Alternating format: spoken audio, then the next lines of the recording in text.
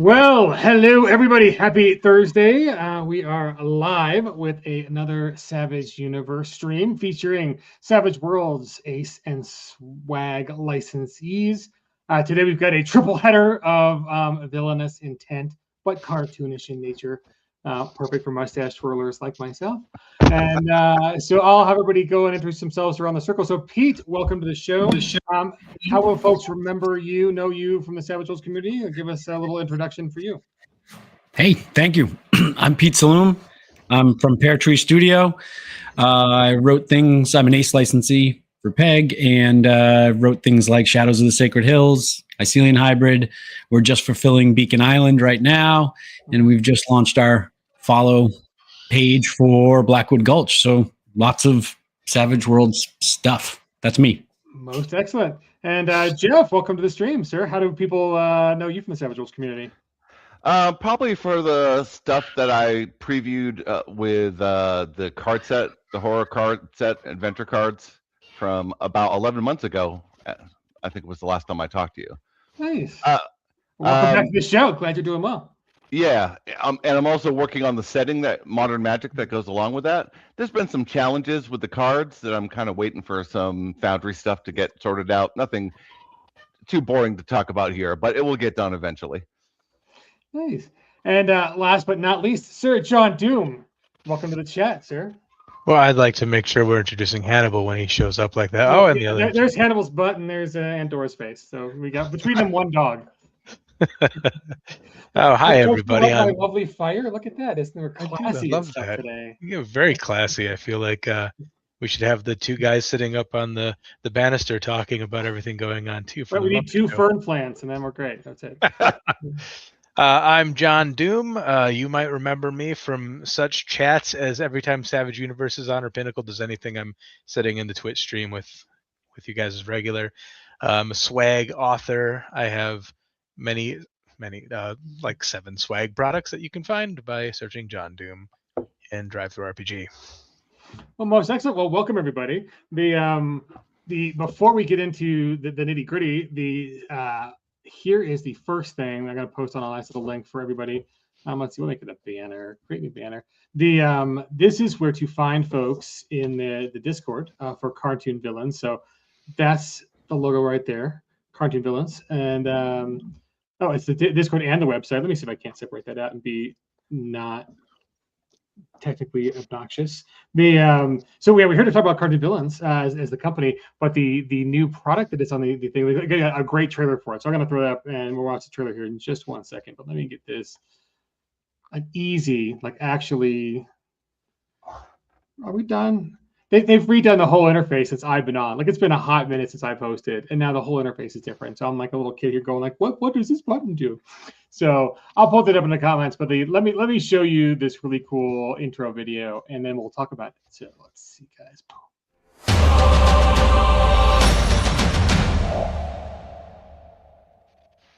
Want to master the Savage Worlds RPG in a gritty, modern, dark fantasy setting? Cartoon Villains designed a special 3-session campaign specifically to introduce new players to the system, the Foundry virtual tabletop, and our modern magic setting. It starts with a one-on-one workshop with your game master.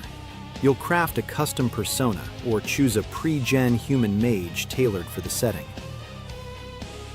Next, you'll meet the other players in your party. You'll weave your backstories together, shape the campaign world, and learn the core mechanics of Savage Worlds and Foundry. Finally, you'll dive into the action, play through a thrilling adventure, learning advanced game concepts, and complete your mastery of the game. Ready to play?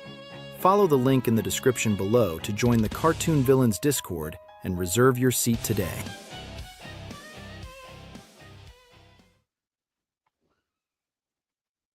Love it. Well, hot damn, guys, that's rather impressive. So love what you guys are doing. That's very exciting.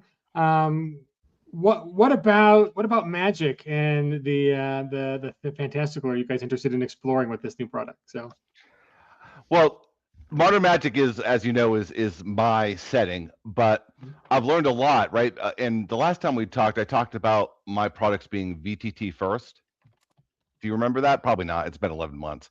Yeah, how's that working out? It's an exciting plan. VTT is kind of hard, so yeah, fill us in. Yeah, so I mean, obviously I had a little setback with the cards, right? They're taking a little longer than I thought. But in other ways, it's been fantastic, right? I've had a couple of approaches I think that are really going to change how people look at how the content should be when you're looking at a module for Foundry. John, you're a little bit more disconnected from it than me. Do you have anything that you want to say that maybe I might miss? Well, sure. Jeff invited me to do a play test of Modern Magic, which again, he says Foundry first, and that's very true. So this whole thing is built very Foundry centric, using all of the shenanigans that Foundry can get up to that I had no idea even existed.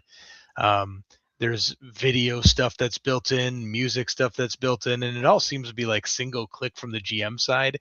And then the players, basically it unfolds like an audio-visual masterpiece, kind of like what D&D was trying to do with the VHS tape back in the late 80s, if you recall. God.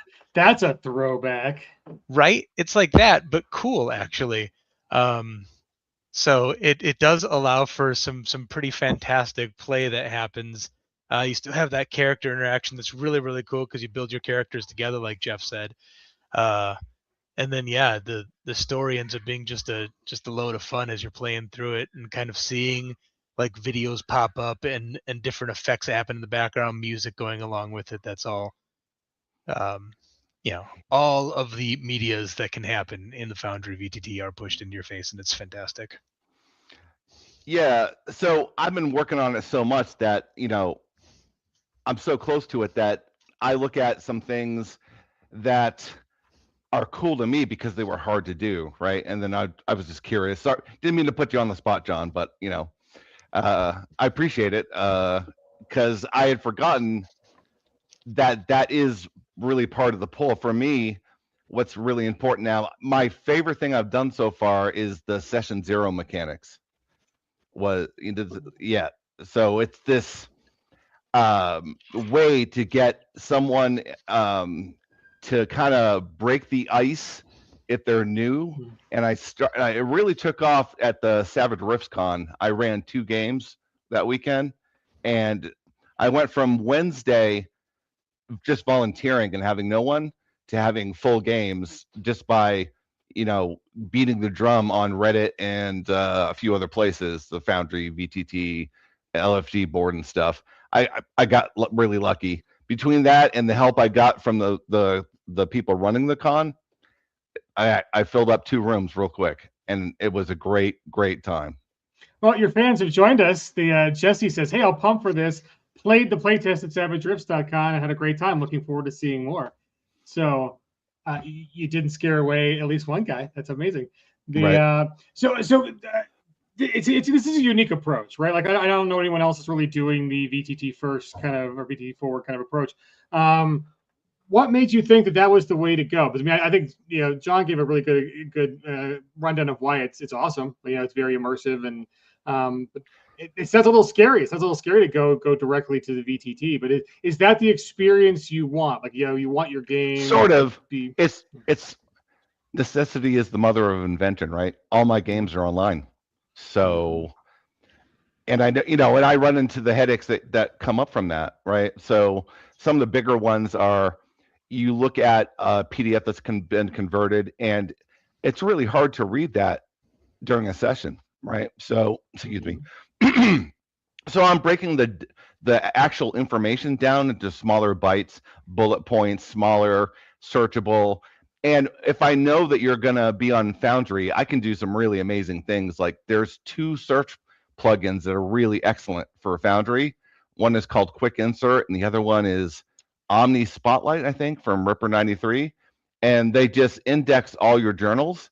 And if you do it right, you can get, really granular on like rule searches or looking for a particular monster or NPC. It's really amazing. That's fantastic. What's your background? Like is this something that you've done coding? You're familiar with? Oh yeah, Yeah, that's my day job.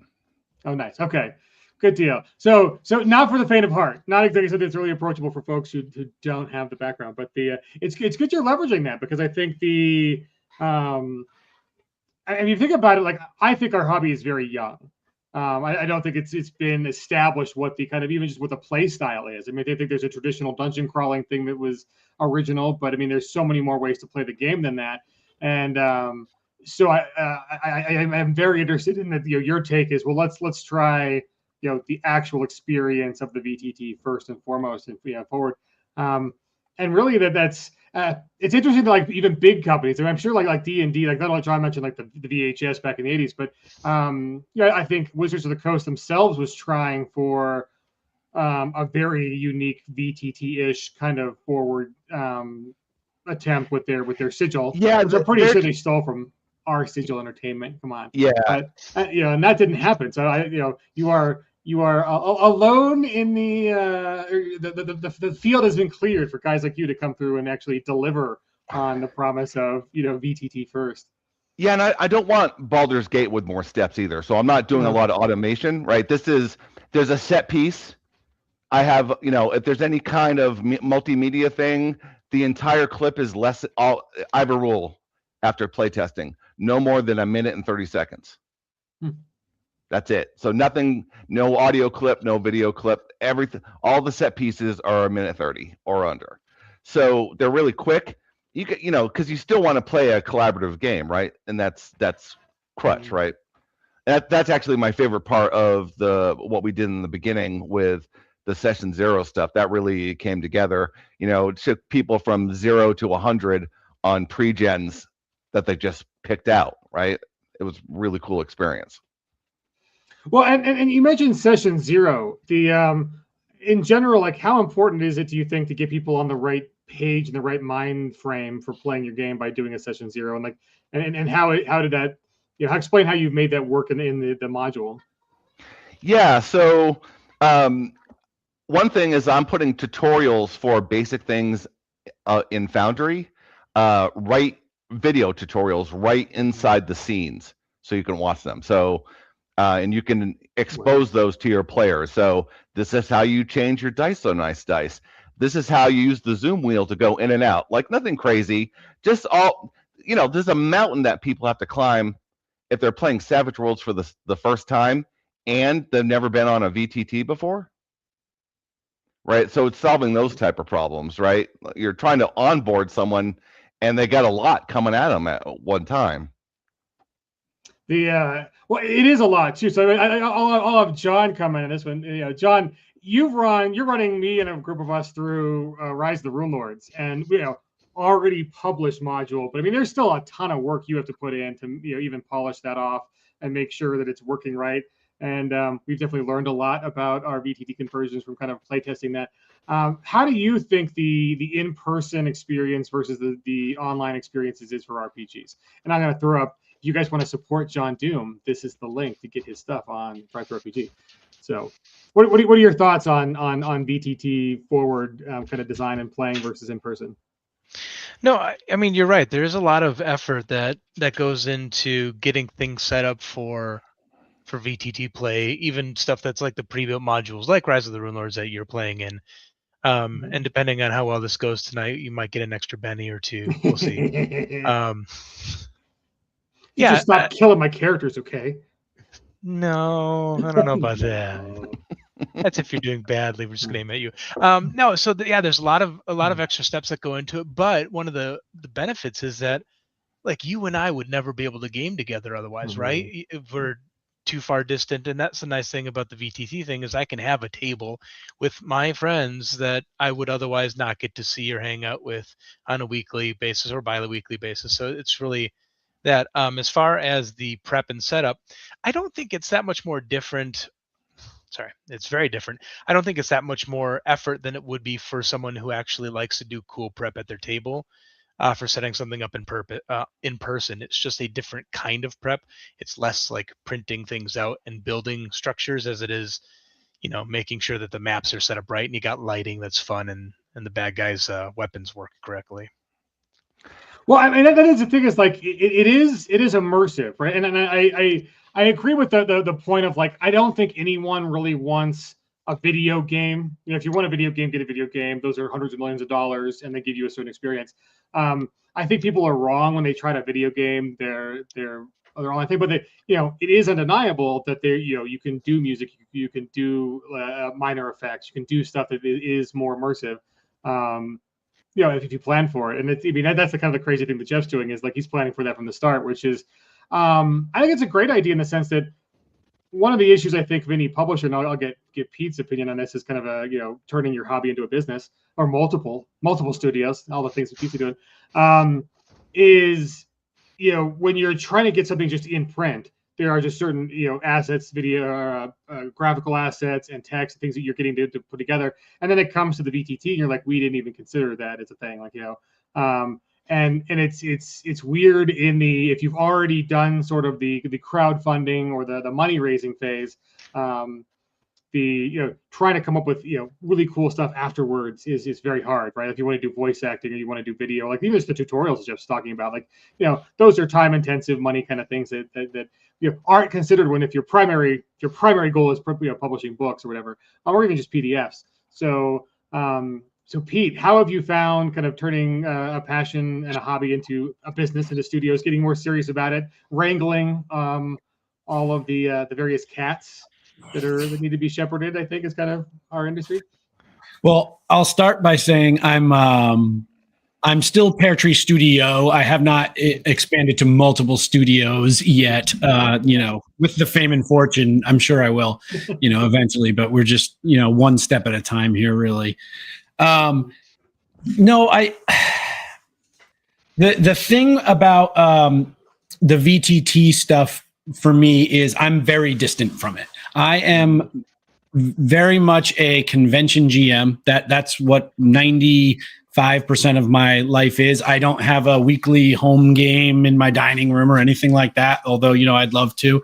And I've always just kind of been that. The only time I went to VTT was when we all did, during the pandemic, and it gave me anxiety at first because I didn't like having to figure out these interfaces. I wanted to just sit in front of somebody and do what I always did and explain the circumstance and get them nervous and see what they were going to do.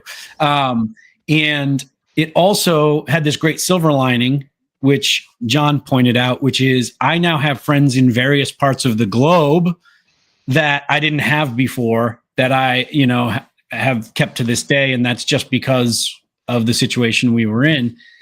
The other thing is I spend so much time working on these PDFs and these books that for the most part, I intend to be in the hands of a game master that is in person somewhere at a table trying to play what I would call traditional tabletop all-together role-playing. And that's not the whole market. There's lots and lots of people that either don't engage in the in-person play or have sort of a hybrid hobby where sometimes they do and sometimes they can't. And so it's, I guess, just from a nuts and bolts perspective, it's missed opportunity if you don't start to learn about it. And I've been way behind the 8 ball on that. So I'm basically, aside from just wanting to be a member of anything that is a cabal, you know, this is the first time I've been invited to a cabal, so I'm excited about that. But beyond that, you know, I'm trying to keep up and make sure that the stuff that I'm working really hard on can actually get in the hands of everybody who might want to use it. Yeah, so let me talk about the whole why this all came together. So I was on Table Talk Tango with Pete. Was it December we were on? I think it was December. It was his anniversary. That could be, right? Yeah. Do you guys hear that static? Okay. Yeah, so I made an offhand comment that, you know, there's a really tight-knit group at the cons and stuff, but for virtual stuff, it's not quite as tight-knit, right? It's and I thought about it, and I thought about it, and I thought about it, and I was like, you know what? I'm going to do something about it.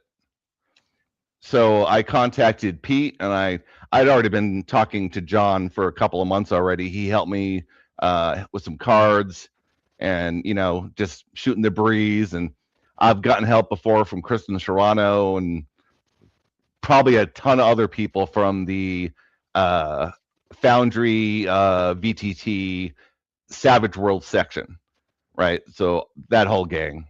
So I thought, I'm looking at start playing, and I'm like, that's a space where Savage Worlds needs to be more, right? Daggerheart has like 15 games a day, and we have 30 games a week. And I'm like, that just won't do.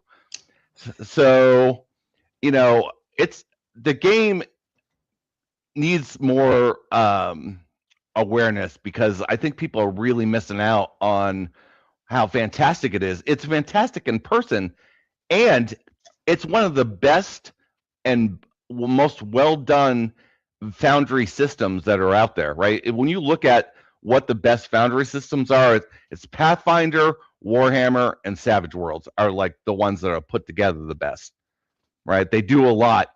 There's features that I find all the time because those guys don't have time to tell anyone right? They'll put it in a little footnote when they release it, but it doesn't make it to a video. I just like, they have this group actor where you can put the whole party in.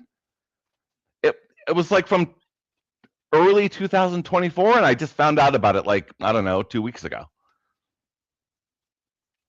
Yeah, well, and it is it's interesting you bring up the spaces, because having started in the, like, I specifically got into Savage Worlds because of a convention, like a local game convention space, and then grew that massively, and then but now, like, very much most of my Savage Worlds games are online, and they're they're VTT with people I've never met in person, or you meet them in person, you're very excited about it via a con. But it is true that, like, and even that con experience came out of like a local game group it was GURPS of all things, and you're right, they're just very different. Like, it's a different culture, a different group of people. It's interesting how like those Venn diagrams don't overlap the way you think they would.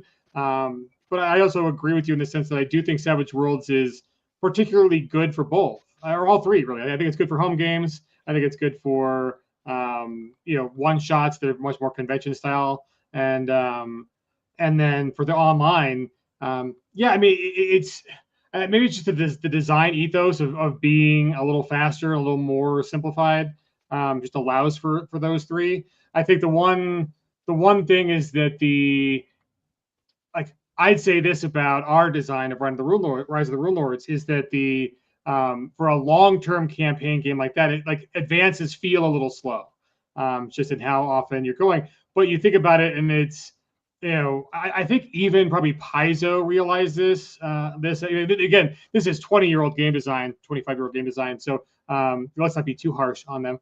We were all doing it like that back in the day. But I think when Shadow the Demon Lord came out and said that, like, hey, there's research that D&D paid a lot of money for, and they figured out that lots of campaigns, kind of 10 sessions is where you're at, right?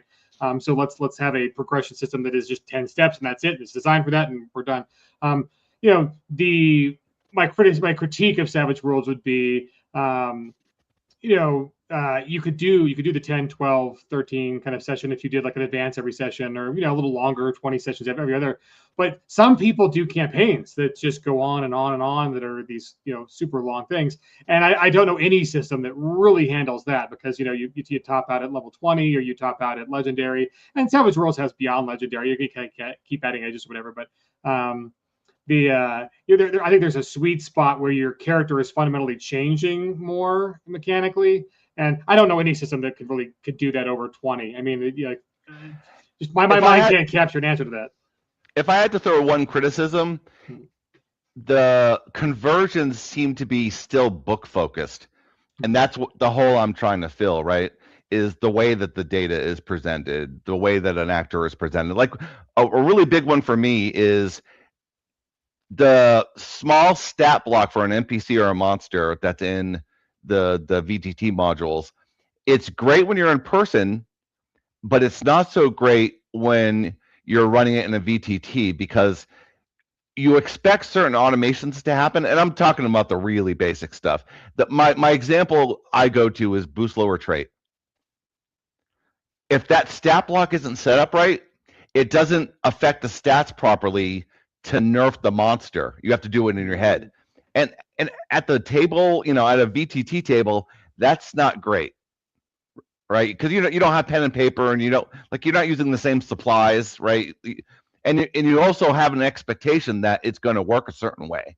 So a lot of times when I prep just for myself, I take that monster, that vampire, werewolf, whatever it is, and I redo it to make sure that it's, if I hit it with those, nerf spells or whatever, that it's gonna react correctly. Yeah, no, it's true. And it's one of those things where I think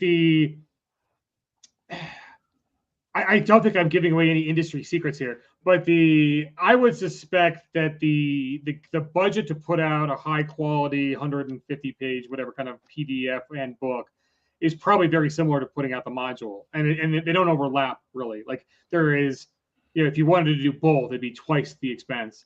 And so I mean, I like seeing that you're coming from the digital first angle, because a lot of the stuff is just not going to get done, right? Like and just to clarify, this is not a condemnation of the work that's been done. Yeah. No, that not at all. But it's definitely a gap that that I'm trying to fill. So John and company, every Friday we do the same thing. We're like, there's things where like, mooks aren't really operating correctly currently. So once they take the one wound, they're not off the table, and it's asking, the assumption of the software is that they are full on wild cards who are going to be rolling for incapacitation and spending bennies on it and all that kind of stuff. And it's kind of like, I remember like, freshman year programming at college, like CS, right? So like I think, I'm in a good school known for programming, I'm going to really get into it. And they made us do like full programs every week. And the worst time I had the first week of school was all the exceptions you need to make a calendar with the date and time. Like you think, it's really easy. There's just time zones and whatever. And it's like, no. There's all these exceptions that are just weirdly handled, right? It is a very complicated monster of a program to correctly just coordinate date and time. And that's only for America. You add international to that. Oh, wow. Yeah, right. And that, yes, exactly. And then like, the crazy countries like Russia who are like, that is one time only. Okay, great, whatever.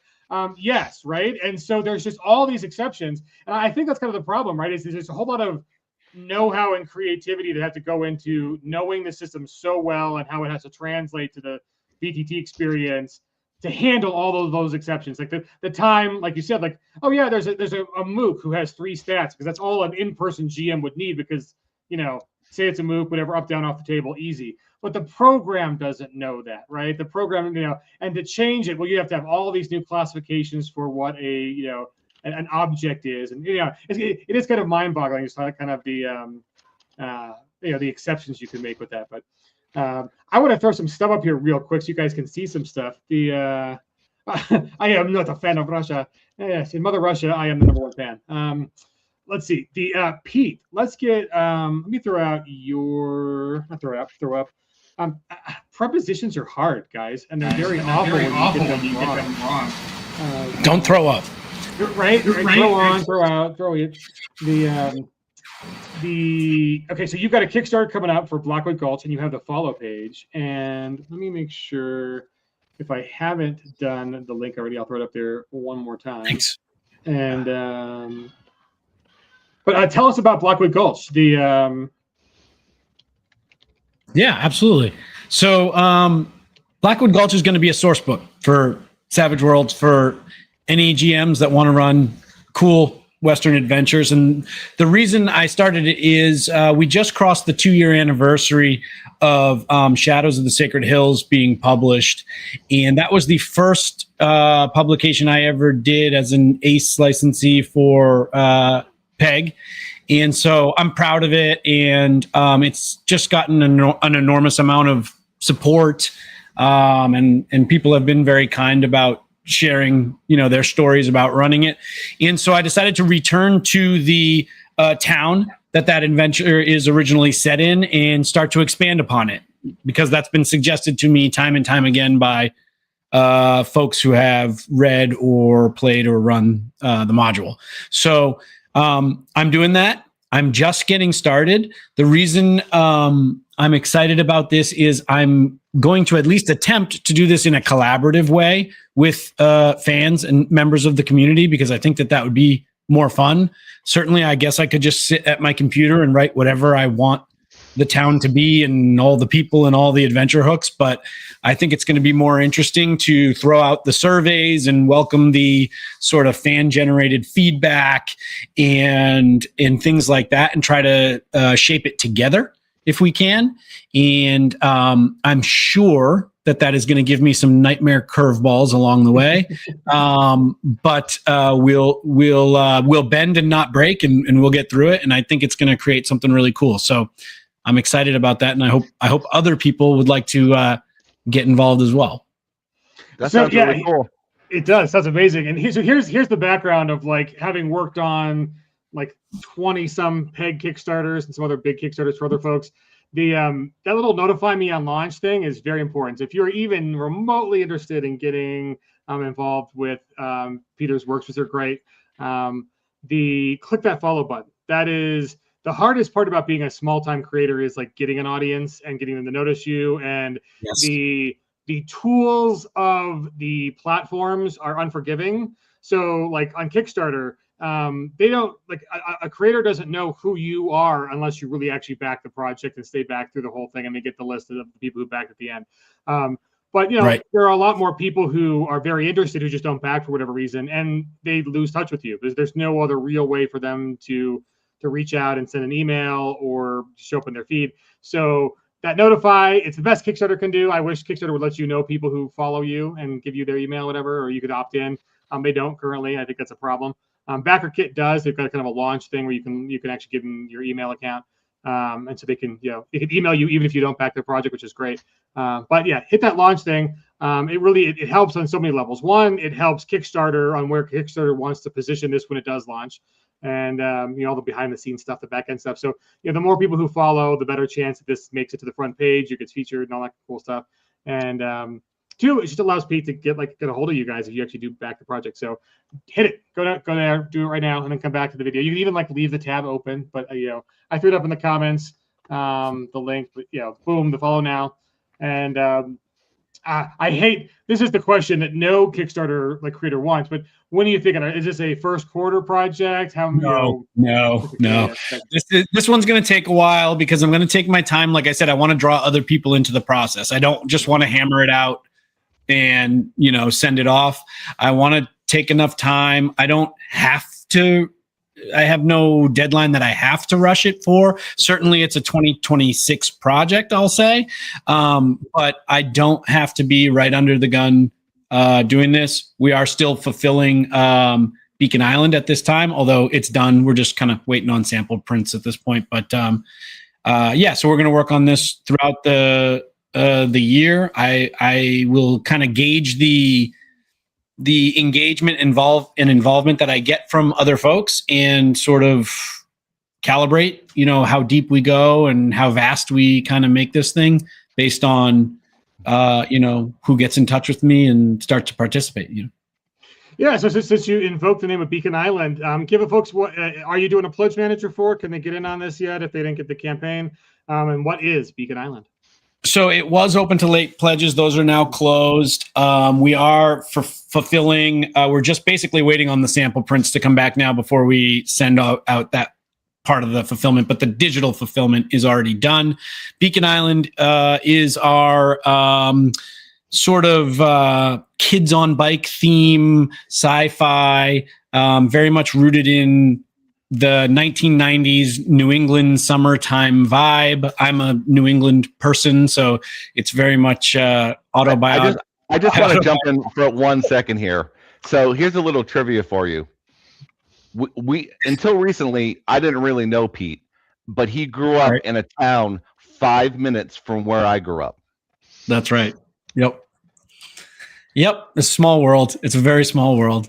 And so, yeah, so I know who you two guys are voting for in the Super Bowl.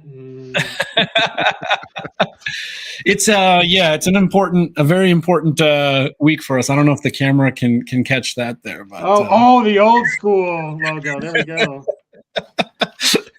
But so this is awesome. I was really lucky with this project because I had a wonderful artist named Lynn Redder who did all the art that you're scrolling through, and I had the inimitable Carl Kiesler do the trade dress and the layout for me. So they just take, whatever mess I come up with and make it look so much more professional.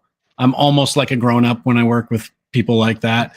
And so it's super. I'm thrilled with it. It came out better than I could have imagined, and the response for it was great. It did well. We're happy with it, and it just gets cycled into the next thing. We're just snowball it into the next one.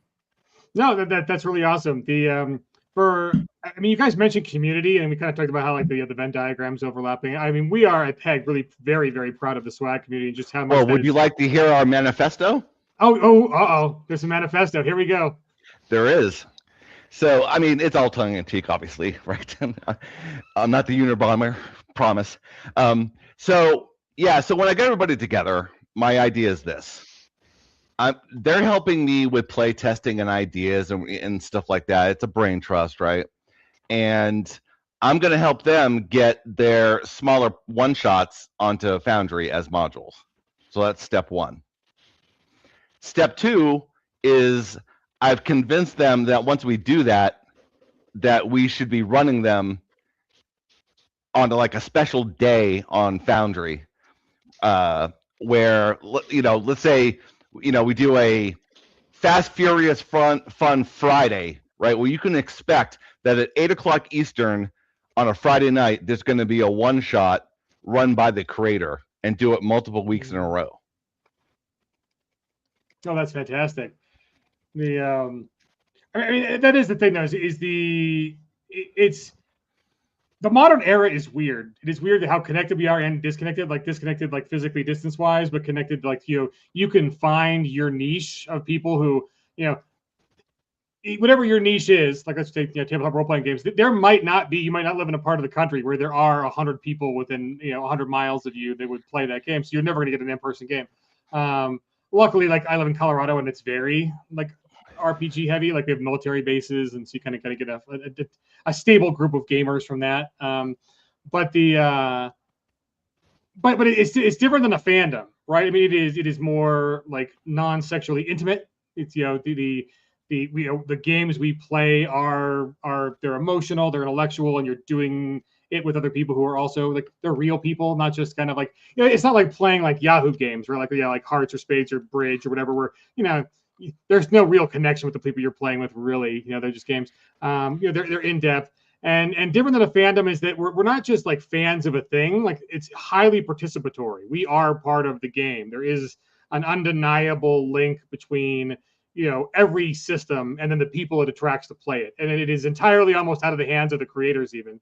But it takes on its own kind of life thing, and and I think between the Discord and the swag and everybody helping each other out. I mean, the fact that Carl Kiesler took some time to help Pete, and just those kind of things. Like hopefully that artist will get more work in the industry because now Pete found her and put her in the book, and the book looks great. And those kind of connections are really kind of a keystone, I think, of our hobby that you don't realize at the time, but when you get more serious and you start to do tiptoe into creating versus just experiencing, and all three of you are very kind of interesting different pockets of that, right? I mean, doing VTT is its own whole thing. Pete is one successful Kickstarter down and going into the second one. John's got swag products all over the place, and we'll pull those up too so you can get some previews. But I think it's great. I mean, I think it's very amazing that I don't know another community that one has an open license. Like D&D's got a kind of an open license, right? And everybody, there's a whole lot of culture there. I think the Savage Worlds people do it a little bit differently than over there. And I think there's maybe it's just because we have more than just fantasy, right? It's so the look and the style are very different. Like, I mean, we're going through the Cartoon Villains Magic Quick Start Guide, and all know that like, hey, this has got a lot more real art, like real graphics, like photographs and real life, people, stock art in it. Then well, my whole art background. So what I did in the late '90s and early 2000s, I was a cult underground DJ here in Fort Lauderdale, Miami area for both swing music and goth industrial. So I'm used to trying to do a lot with nothing, right? Where you're trying to get you have an in crowd, right? People who like this stuff, they're magnetic, right? If they find out that you like it, you'll kind of have a pull toward each other, right? And trying to take advantage of that, right? Yeah, and those two styles of music definitely commonly overlap. It is well known that swing people. Oh, I was industrial definitely goth into that people are- swing revival those are- during the '90s. Oh my god, those are the I was same all group. over that. Hey, swing music. I love the Brian Setzer Orchestra. They were so good.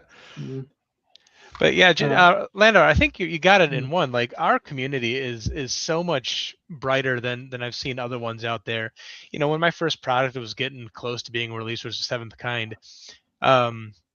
Even just after release, I think Jan Yetmar Jetty reached out and he's like, "Hey, do you want someone to do your layout for you?" And I was like, "Wow, I don't know what I'm doing, but And he's like, "Let me just do your layout for you. I'll take care of it. Just let me do this."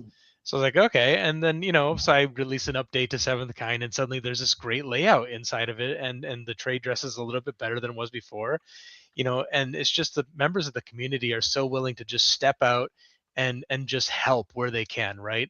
Brian McCabe was like, "Hey, do you want me to edit your stuff for you? Cause like, I see you're not making mistakes, but you're going to miss stuff." And I had missed a couple things. And suddenly now I have a guy who's like really great and willing to edit the things that I write, which is fantastic. And then Jeff reached out and he's like, "Hey, listen, I need a play test for Modern Magic. Would you like it if I did the same thing I'm doing with Modern Magic for Seventh Kind?" And I was like, "Well, what do you mean?" He's like, with like the full graphics and video and audio and stuff like that. And I was, well, I mean, yeah, I wouldn't be opposed to it, like that sounds fun. I built the skeleton already, right? So, I mean, I'm not saying it was a lot of work and it's still going to be a lot of work to finish. Don't get me wrong, but he gave me something that was intangible that I couldn't get, and vice versa, right? And that's how we're handling the group. Is you're essentially trading favors. This is how I did all my nightclub nights. All of us that were in the same kind of music, the promoters in the nightclubs down here, we had to do that. There was no other way, right? You're not going to get a marketing budget, right? So yeah, right. And that's kind of the thing. I think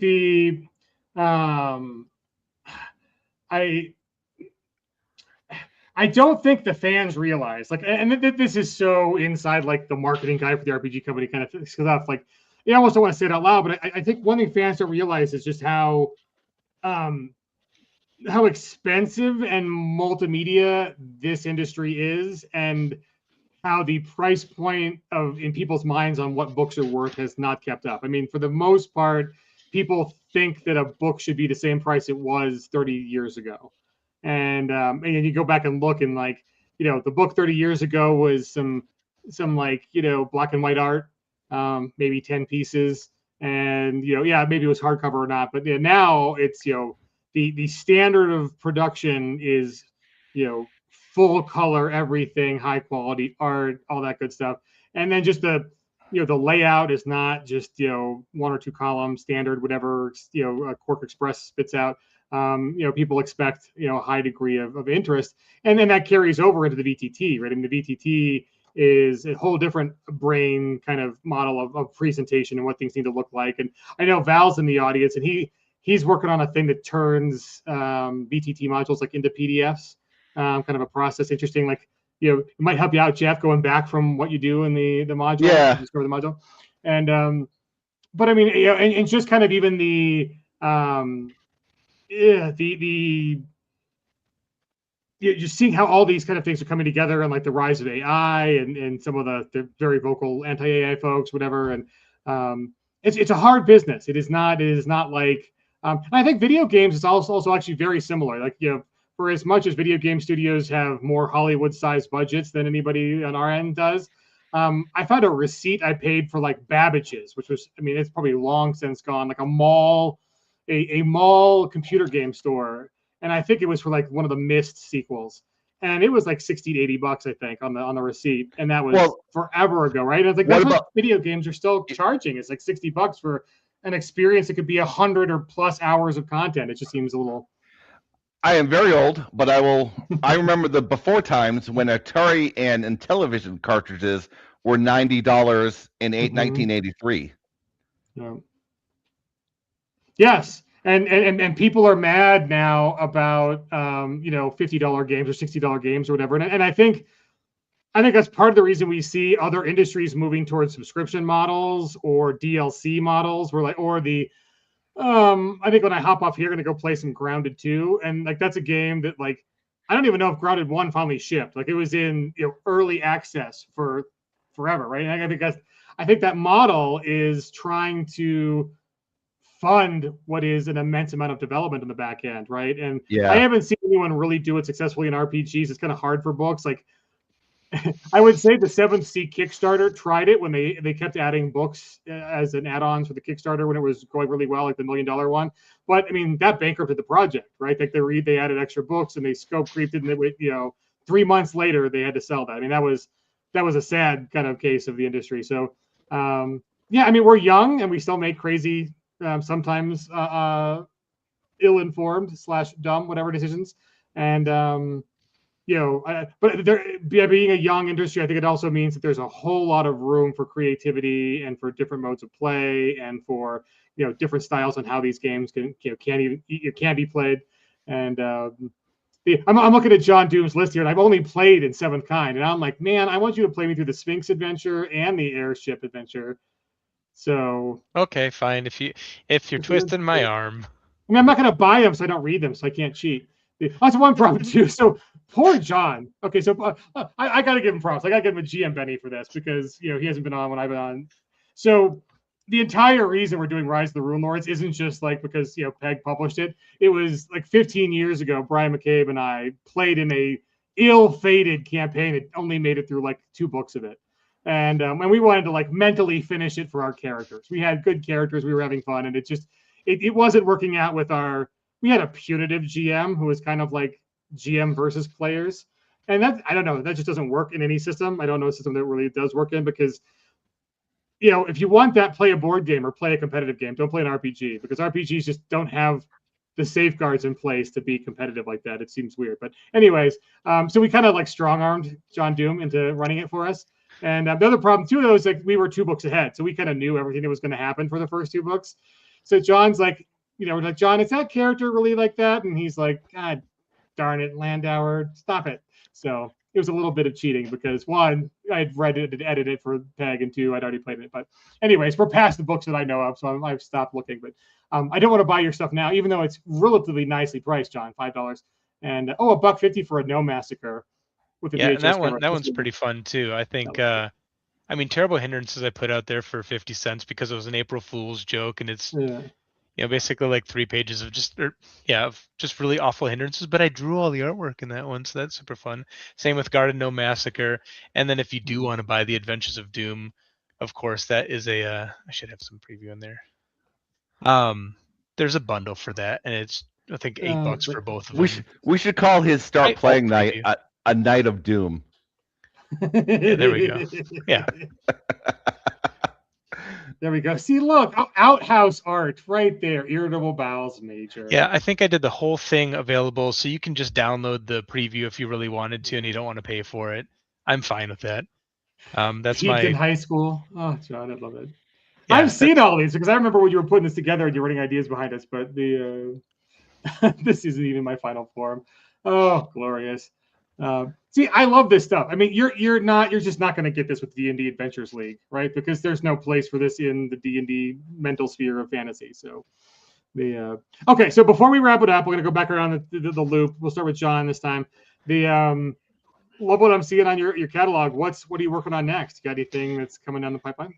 Well, yeah. So Seventh Kind will be coming out again in some time in the future with a full VTT module set up. In order to do that, I'm going to have to Ace license though, so that's coming soon for me too.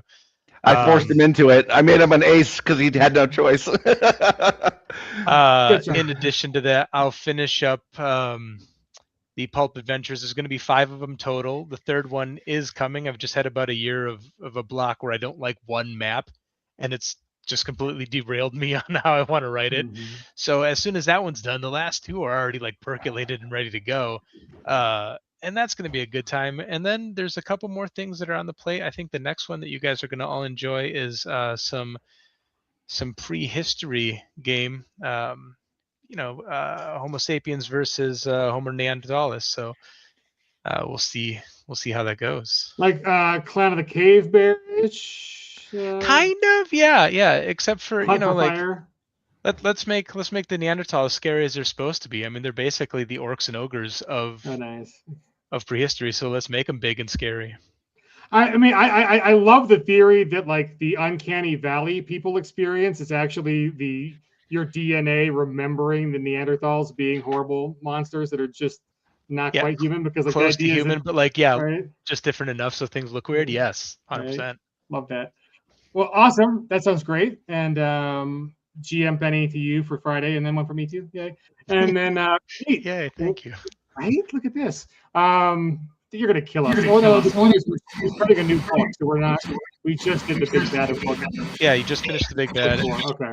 And I had to So, give yeah. one to Crip right too for being nice earlier. Yeah, GM Benny won't kill us. That last one though, the giant in the last one was tough. Anyways, Pete, what do you got coming down the pike? We're going to work on this Blackwood Gulch thing, and I'm starting my kind of 2026 con calendar. So we're heading to conventions. I got one week after next, and it sort of stacks up after that. So busy. Sounds good. And Jeff, besides all the coding, what are your plans coming up?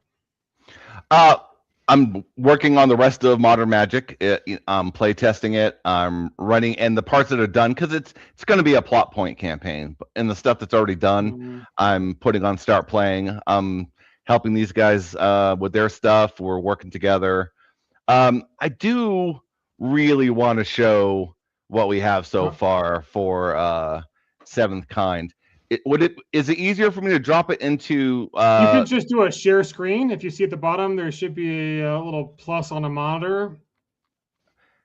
Yes. Okay. And then share screen. Okay. And I want entire screen. Go. And then boom. Yes. So I lost my place. Where is the really cool map that we worked on together? Let me go over to. You're much more confident in your Discord messages showing them on screen. Right. I couldn't show you happening. what Sean and I send together to each other. I was panicking as he scrolled through that.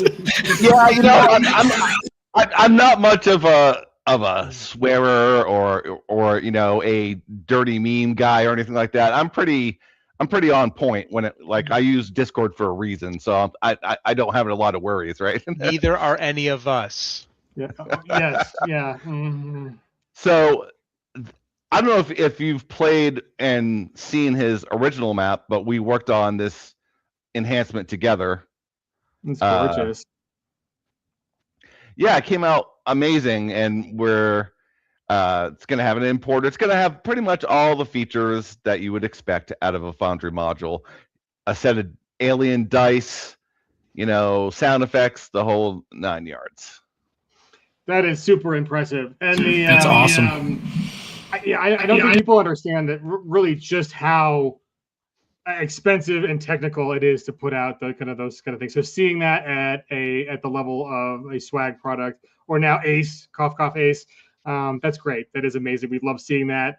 My whole goal is I would just love to double the size of our audience. That would just make licensee anything much easier, because there's just a certain level of it costs just as much to produce a book as it does the module separately, right? So if we had double the audience, you could do both. And most campaigns are just at the point where Ace licensees who do well kind of get 500 to 600 backers. And but you kind of need to get a print run of 1,000 to get like the really good discount, so you're making a good enough margin on the books. So you kind of have to make the choice as one of those backers. Can I store 400 books somewhere? Can I partner with a warehouse or whatever? Can I sell them at conventions for the next 5 years, kind of thing? And like Pinnacle does that. That's our business model. But for like the slightly smaller company, but Peg is not a big company, but for the slightly smaller company who doesn't have a perennial Deadlands, right? Paying some bills for them. It's hard to make that choice. Be like, okay, what am I going to do with 300 or 400 extra books? Because I need to print that many.